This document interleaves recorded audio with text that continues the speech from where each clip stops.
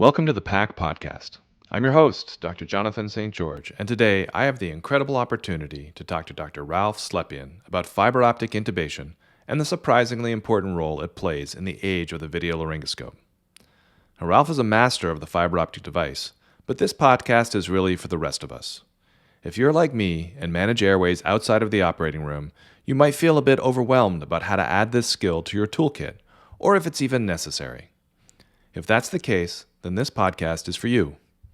Dr. Slepian is in fact the ideal person to discuss this subject with.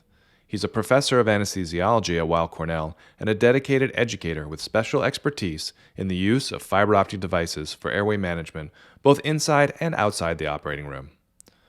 When there's a patient with a predicted difficult airway requiring fiber optic intubation, more often than not, he's the person most of us call for help. His many accomplishments are too long to list here, but as part of our PAC faculty, he and I have had the opportunity to collaborate on a new learning space dedicated to fiber optic airway skills. So we thought it would be a great time to discuss the role and relevance of fiber optic intubation in the age of VL dominance, how we can acquire the necessary concepts and skills needed, and how we can integrate them successfully into our everyday, real-world practice. Now, once you're done listening to us here, simply head over to the PAC universe of collaborative learning spaces to check out our online masterclass on this topic and learn how the PAC program integrates digital content with hands-on training opportunities for fiber optic intubation. Okay, let's get started.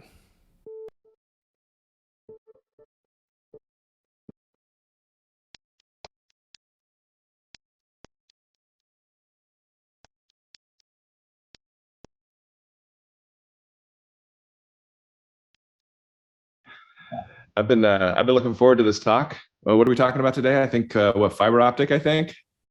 Correct. Fiber optic in the age of video laryngoscopy. One of my favorite topics.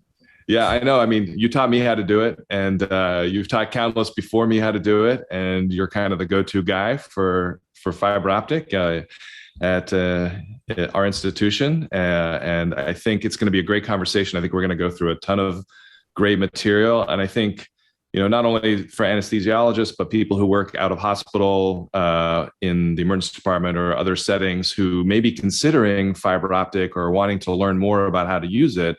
I think this is a great time in kind of the evolution of laryngoscopy tools, what's out there, intubation tools, to kind of revisit this gold standard, as you've said in the past, of fiber optic care.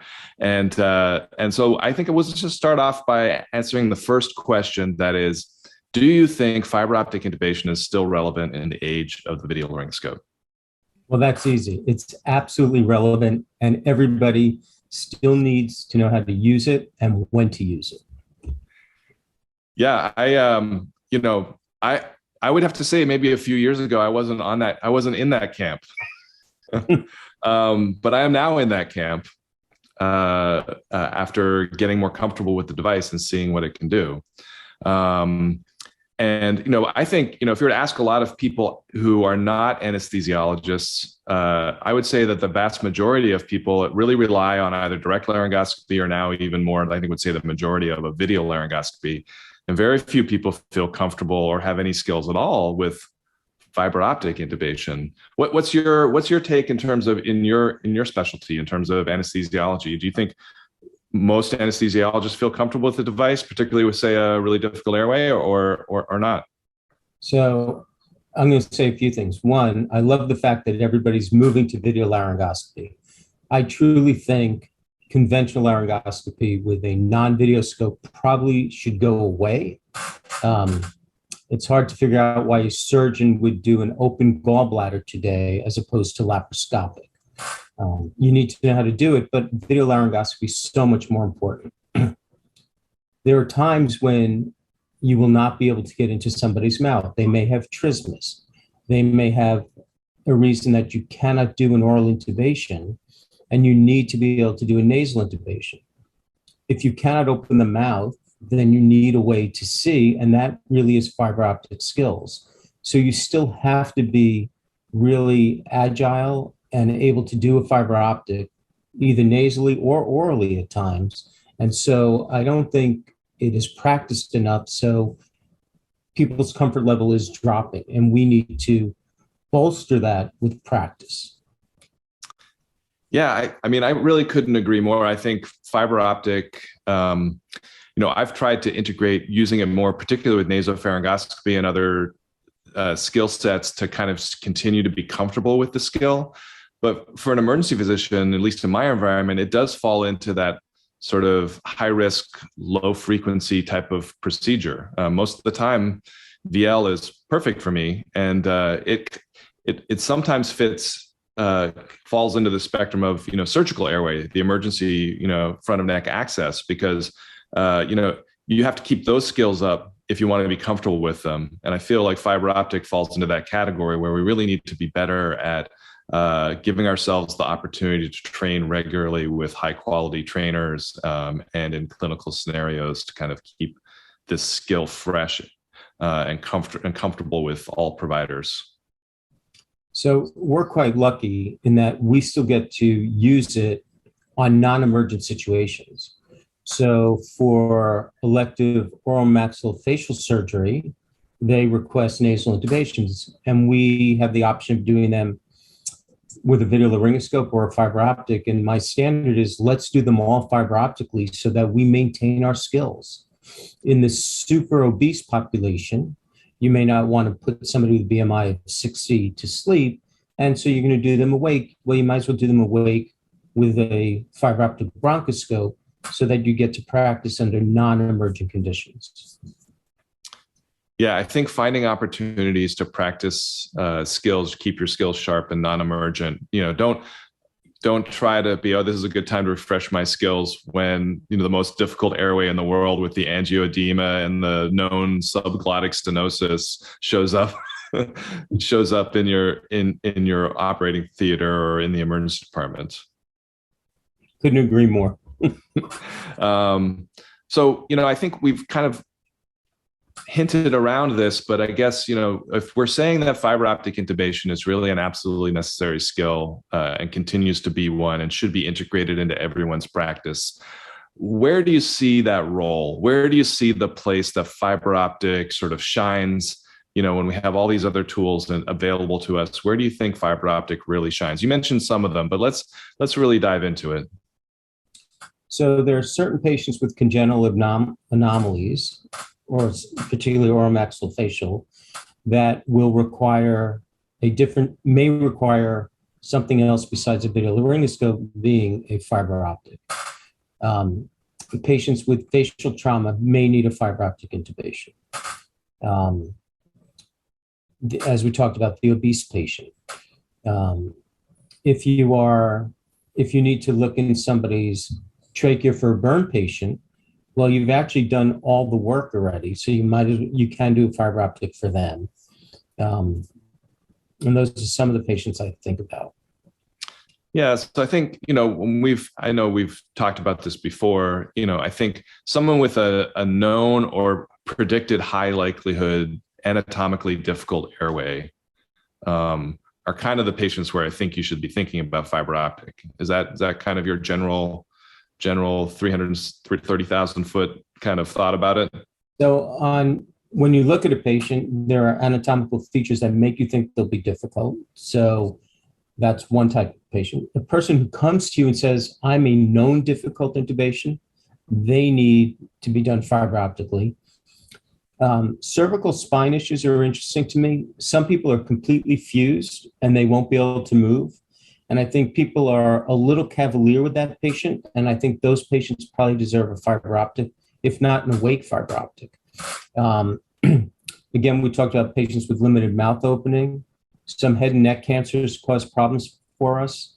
And the list continues. But that's the biggest group of patients I would suggest we use fiber optic for. Yeah, I think there's a complete list, and I'll throw those up on the show notes when we're done, and I'll put it on our website so that people can kind of go through that list. And so that brings me to the next sort of part of this discussion, which is that, okay, so we have patients that we've described as known or predicted difficult airways. We have a high likelihood that we're going to encounter some difficulty. And so the reason that we're thinking fiber optic is because most of the time when we're doing laryngoscopy, the only way to really do that in a patient is to, for the most part, RSI or some other kind of induction, right? So that they're completely, we're taking away their ability to breathe on their own. So to me, that seems like the advantage of fiber optic, right? Is that it's this device that can be used with awake intubations. Is that kind of why the fiber optic also still has this real value? Is because you're able to do it with a cooperative patient? So you can do it with a cooperative patient, but I'm going to take a step back and say, once we get a patient who we have deemed needs a fiber optic, then the question really becomes, can I do them asleep or can I do them awake? And for fiber optic, you can do it either way. And even for video laryngoscopy, you can do it either way, as long as you are really adept at sedation and topicalization. Because once you've mastered that and the patient is tolerant of a laryngoscope blade in their mouth and or a fiber optic, you then have the opportunity to do them awake. Yeah, I think that's a great point. Actually, being able to topicalize doesn't mean you can't use a video laryngoscope if you're gentle with it and you know how to place it appropriately. I tend to think that fiber optic in general is a little bit more well tolerated. Do you agree with that? I would agree with that. It's more gentler at that point.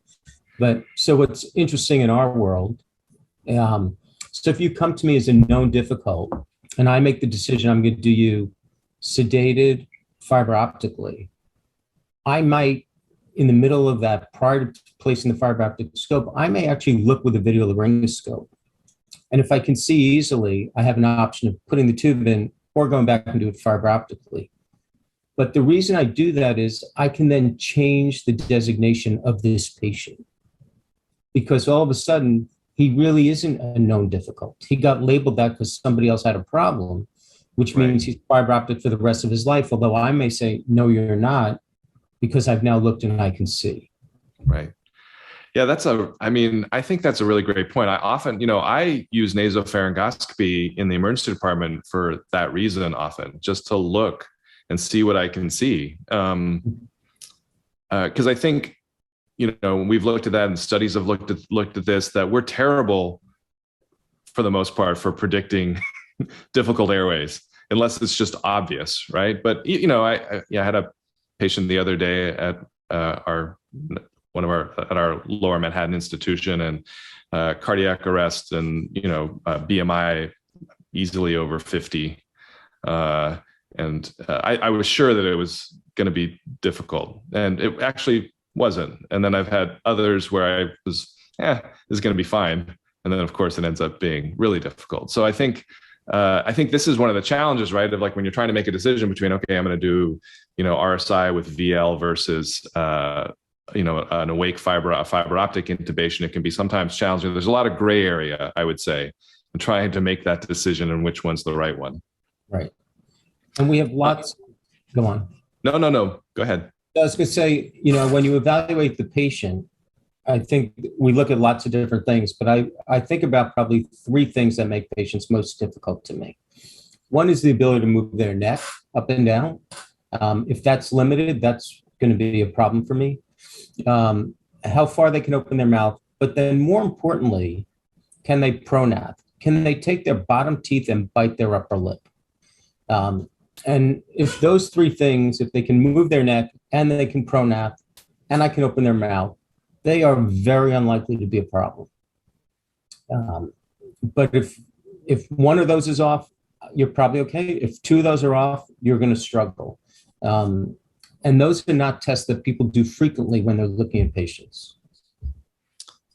Yeah, I think those are all great points. And I think, it also, the environment you work in, being an emergency physician, I often envy the ability to be able to, do the full sort of pre-intubation clearance that you guys get to do. And, you deal with the same thing when you have an emergent, trauma or other patient that's coming up from the emergency department to you guys, and you have to make quick decisions about what your plan is and what tools you're going to use. And so I think that brings me I have a couple of questions. One is, are there situations in which we've talked about, predicted or known anatomically difficult airways where you're going to think about fiber optic and maybe think about it as an option for this patient? And we've talked a little bit about the advantages of fiber optic. Are there any instances in which you say you absolutely wouldn't use fiber optic or put that into your plan or your thinking? So I think patients who have very bloody oropharynx will make it incredibly difficult to do a fiber optic. And it's probably almost not worth trying. That scenario is probably better served with a video laryngoscope, which still may be difficult to see, right? Yeah. And then maybe an articulating bougie or something, or a regular bougie. But blood is really a hazard for the fiber optic scope because you can't keep it clean enough. Right. Yeah, I think with video laryngoscopy, the camera and the light source is a little bit recessed. And if you are very fastidious with advancing with suction ahead of that, I think you can, but fiber optic, I agree. I think it's almost impossible if there's a lot of vomit or secretions or blood in that airway. I think it's off the table, which is the opposite of video laryngoscopy. I hear a lot of times people saying, oh, I couldn't use VL because there was a lot of blood or there was a lot of secretions. And I often say, no, that's not a reason to not use video laryngoscopy. It just means that you need to make sure that your decontamination technique is good. Right, spot on.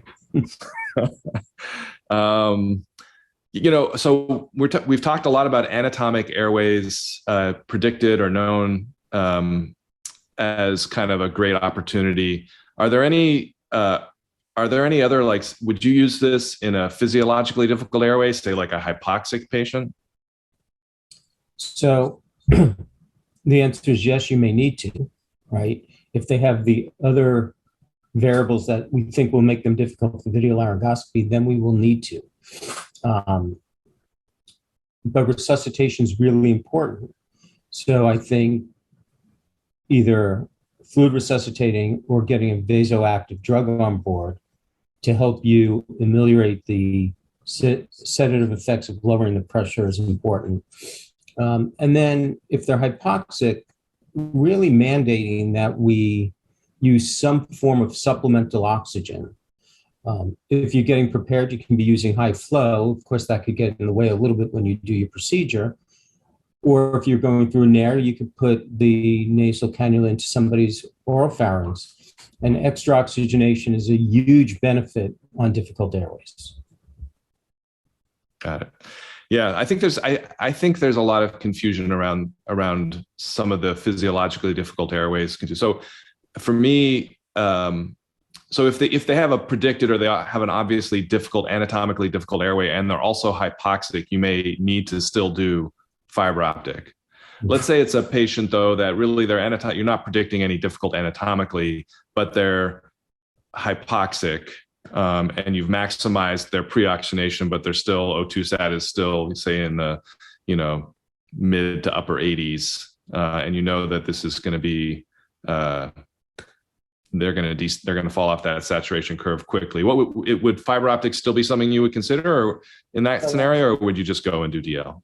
I would go with video laryngoscopy. I think that patient is going to desaturate very quickly. So the quicker you can get the endotracheal tube in the correct place and then deliver high FiO2 and or P, I think that's the way to go. I think people are not as facile with fiber optic, and so it clearly takes more time than do it under video laryngoscopy.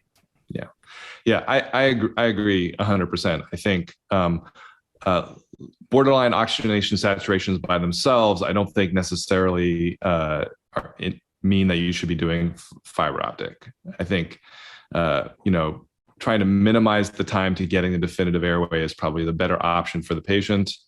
Fiber optic, particularly if you're doing awake, even with good topicalization, a lot of factors. Having a cooperative patient, probably a patient who's hypoxic is not going to be that cooperative with you. The time it takes. I think hypoxia by itself is not okay, let's do fiber optic. I agree. Right.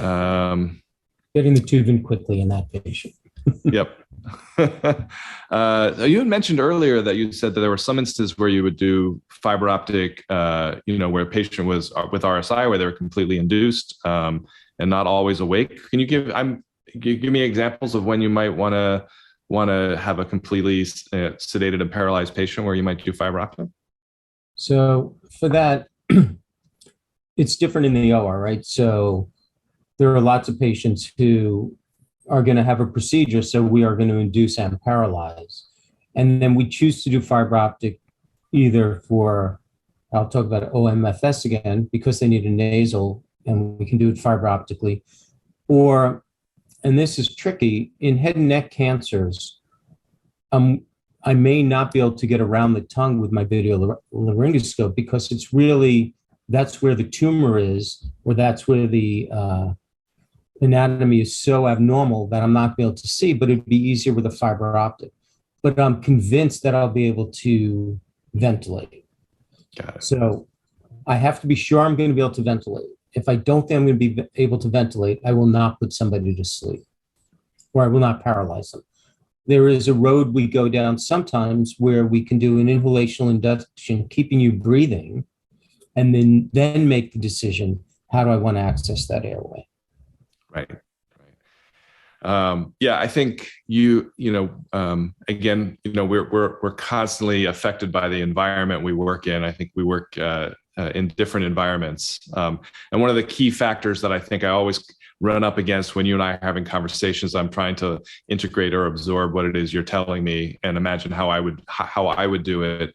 One of those key factors is, of course, always time, right? I think time plays such a huge role in your decision-making process of what it is you're going to do in terms of airway management. So for me, that's always that second factor, which is, okay, I think this is going to be a difficult airway. I think this might be a predicted anatomically difficult airway, but the patient is, crashing right in front of me, writhing around, air hunger. Nobody can get an IV in even because he's just thrashing around. Now, when I faced with those situations, I feel like time is not on my side, and that makes fiber optic less of an option for me. What are your thoughts on just time and timing and how that fits into your decision-making process for fiber optic? So I think you hit the nail on the head, right? There are times we come down to the emergency department, either to help or to guide. And in that type of patient, I would do an RSI like you're saying, and I would do video laryngoscopy, right? Because that patient's in trouble. From the moment you take away their ability to breathe, they're only getting in more trouble, right? You have to be able to ventilate them. If you can't, you have to be able to intubate them. I think one of the things that's important that people don't realize or think about as they're doing this, you're worried about time. We should always turn the sound on the pulse oximeter so that you are aware of what's happening and you don't need somebody calling out the numbers to you. I just want to throw that in as something else. Every time we talk, I think that that comes up, and I'm always reminded about that. And I'm always, I think for me, it's huge. For whatever reason, sometimes when I'm at the head of the bed in whatever room I'm in, the monitor is behind me. I can't see it. And hearing that beep, beep, beep, beep, beep. I hate beep. Causes a little bit of PTSD, causes a little bit of stress. Maybe I start sweating a little bit more, but it's very, very valuable for me to just know what that O2 sat is doing just by the sound. So absolutely. And the other advantage of that is, so it's so low and my resident's struggling, it's time to come out. Let me ventilate by mask or put a supraglottic airway in, and then we can get the sats back up. We can all hear it go back up, and we can go again, right? But Right. without that feedback, it can get really low and really serious. Right. I think that, I mean, this is universal, valuable knowledge that I think fits every scenario, right? Like you need triggers to when you're under stress, you need triggers that break the focus lock of what you're doing.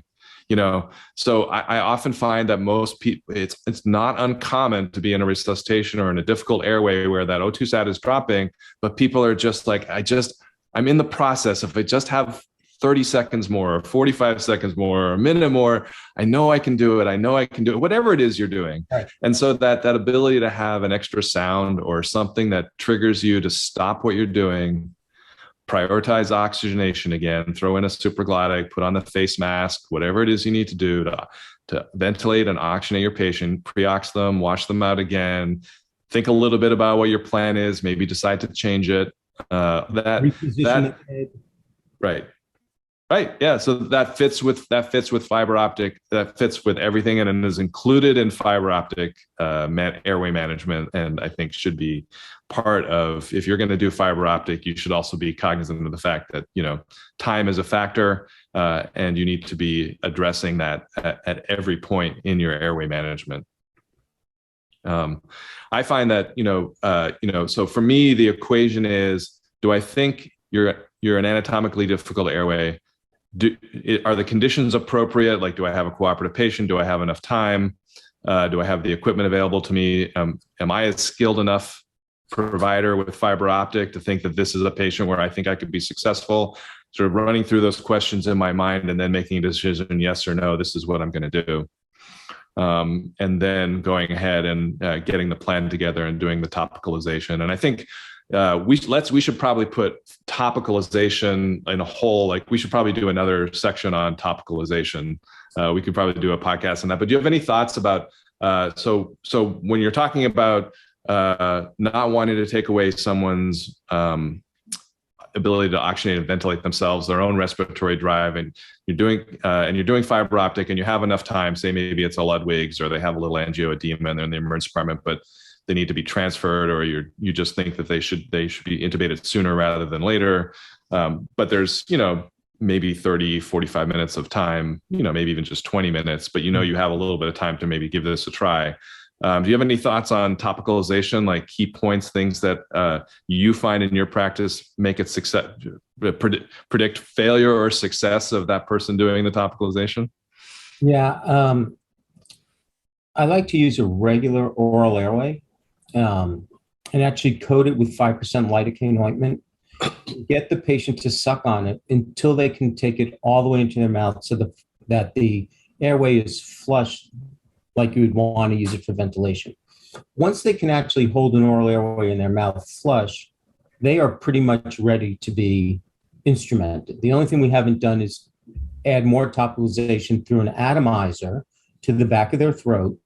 And then what I would also like to do is have them stick their tongue out, and the atomizer is malleable, so you can kind of aim it in the direction you want towards the larynx.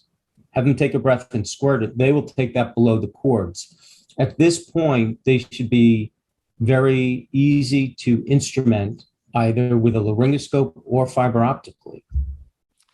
Yeah, I really love that technique. The oral airway, based on the size of the patient, and just the 5% ointment just spread onto it, and then really once the patient's tolerating that all the way in your mouth, it's almost like it automatically gives you the signal, yep, you're good. Right. I'm free to go ahead. Yep. And then the atomizer to kind of get down into the larynx and the trachea to kind of just so they can tolerate, the tracheal access part of it. I think those two things are with 4% lidocaine. Right. I think that's pretty much it for me. And then, I guess when you do, you have some anxious patients, or maybe they're not quite as cooperative, you do a little bit of sedation. What do you like to use for the sedation part of this? So based on my age, I'm a big fan of Versed. Okay. And I also like, if I need to, I will use a little bit of ketamine. I'm not a fan of using a narcotic in somebody that I do not want to lose their respiratory drive. newer medications that other people use. You are comfortable using Precedex, and some people even use remifentanil. Again, I would not want to go down that road. I'm very comfortable using Versed, and Versed, and ketamine at 10 milligram increments. So, yeah. Yeah, I think you're speaking emergency medicine language there. I think we remifentanil and Precedex are not things that we really have the time or inclination to really do in the emergency department. Although I always hear about how phenomenal they are in the ICUs and other things, and oh, that's great. I'm like 2 of Versed. Okay. Yeah, exactly. But ketamine and Versed is, I think, probably what most people would feel comfortable with in the emergency department, and those are easy dosing and easy accessibility too, and we can get from our pharmacists pretty easily without having to wait. And some people like to prepare with glycopyrrolate also to decrease secretion. And your patients in the ED probably have more secretions than we do in the OR, it feels like to me. So if there's enough time, that's something you may want to give. You don't have to give it. Some people prefer it.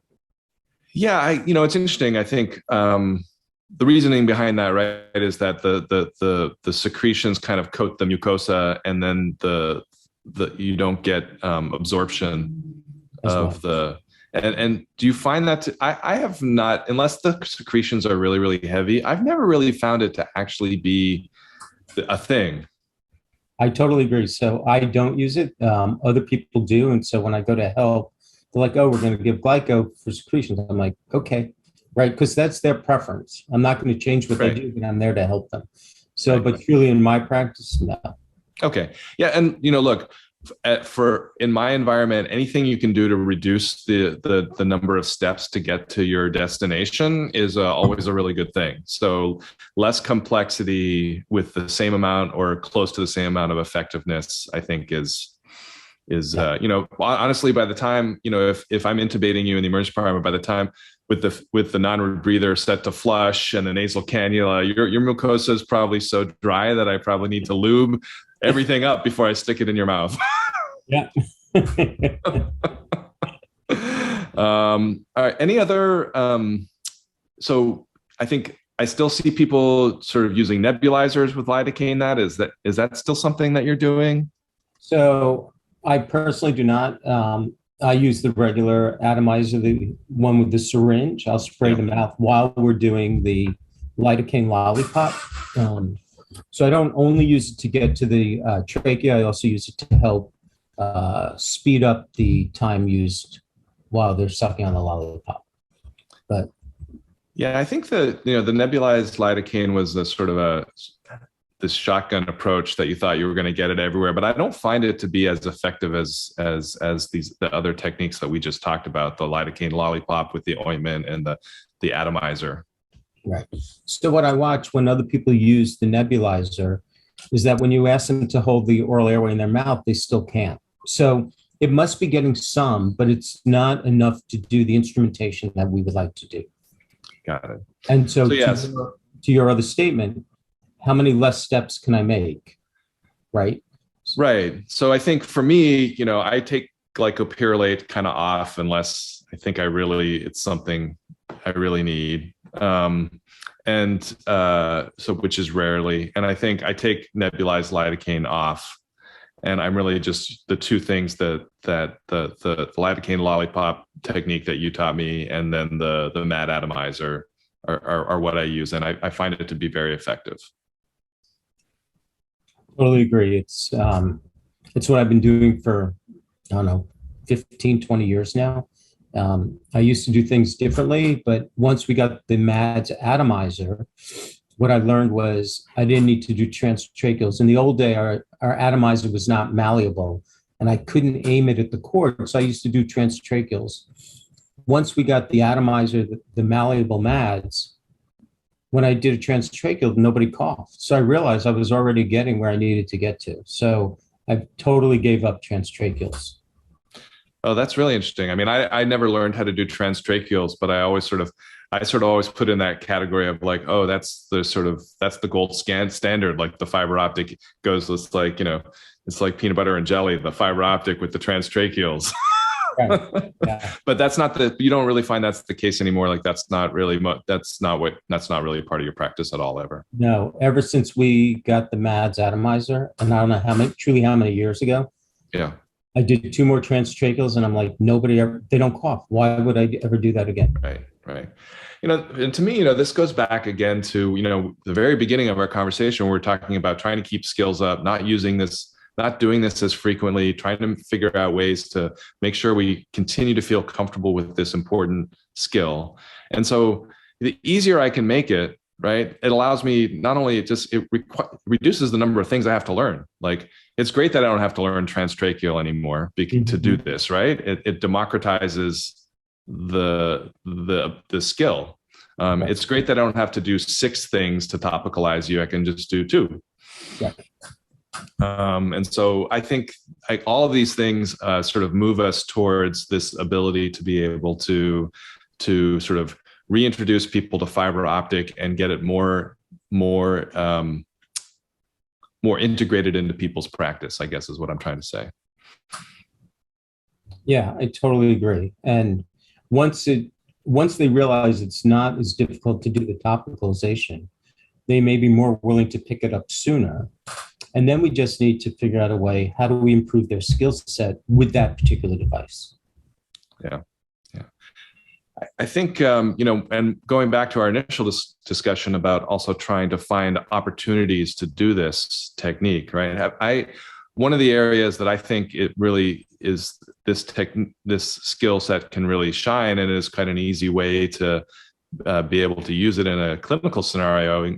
Even a very difficult one is when you've put in a supraglottic airway, say like an iGel, because you weren't unable to intubate maybe the first time, but you put in the iGel and you're oxygenating the patient and ventilating, and you're like, instead of taking that iGel out and going to try again a technique that didn't work the first time, which was your VL, if you're oxygenating and ventilating that patient to the iGel, there's probably a pretty good chance that the glottic opening is right there in front of you. If you were to go down with a fiber optic scope. So that would be an indication for me to use it. Are there any other like rescue techniques or rescue scenarios in which you might find yourself using a fiber optic device?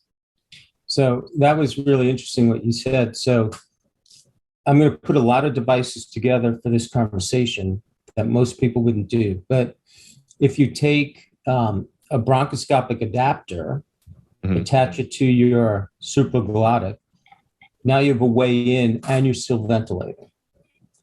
But if you drop the fiber optic in, how are you going to then get the tube in? So there's actually an Aintree catheter you can put in and leave the Aintree in over your fiber optic, take both of those out, and then you can slide an endotracheal tube over the Aintree. So there's a combination of lots of devices. What you could also do if you needed to is you could put an endotracheal tube in, go through the fiber optic, through the endotracheal tube, through the iGel, and slide it off, but you will struggle a little bit getting the iGel out while leaving the endotracheal tube in place. Yeah, this is probably a good time to ask you, because I sort of feel like, because you'll probably end up managing this airway once I'm done with it. Rohan and I did a great video on using the Aintree exchange catheter in this situation, and I think but the Aintree is again another one of those devices which it's great if you have one. Oftentimes, in the emergency department setting, I think most people probably don't have them, but. I would say, if we put the bronchoscopic adapter on, or even if you just quickly throw the fiber optic scope in and you see the glottic opening right there, and then are able to pass, and you have the tube preloaded on your fiber optic scope, if I just put the tube in there, inflate the cuff, and then leave the whole thing in place, and now I have a definitive airway, plus the iGel sort of sits there. I feel like someone like you could come in and put the Aintree in and do that once they get stabilized. Any thoughts on if you would be okay with that if you came down and showed up in my resuscitation room and I said, "Here, Dr. Slepian, this is what I got for you." So I'd be pretty happy because I actually have a definitive airway in the right place, right? Yes. So I might not even use an Aintree, which would make people a little crazy. But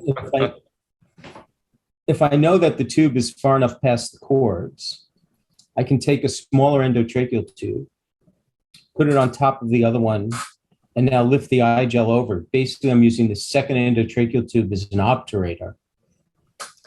Yeah, I've seen you do that, and I was like, oh, that's a really cool technique. Yeah, and then you have the fiber optic, so you can just confirm that everything's exactly where it should be once you're done. Correct. All right, I think that covers a lot of information about the role of fiber optic, how to maybe kind of think about when and how to use it. Do you have any of the last minute like thoughts or pearls about this? So some of the things we've discussed, anything we missed? On that side of it, no. I think at one point we need to talk about maybe how we use the device and how we get better at using the device. Yeah, I think that's I think we should pause. We covered so much. Let's pause there.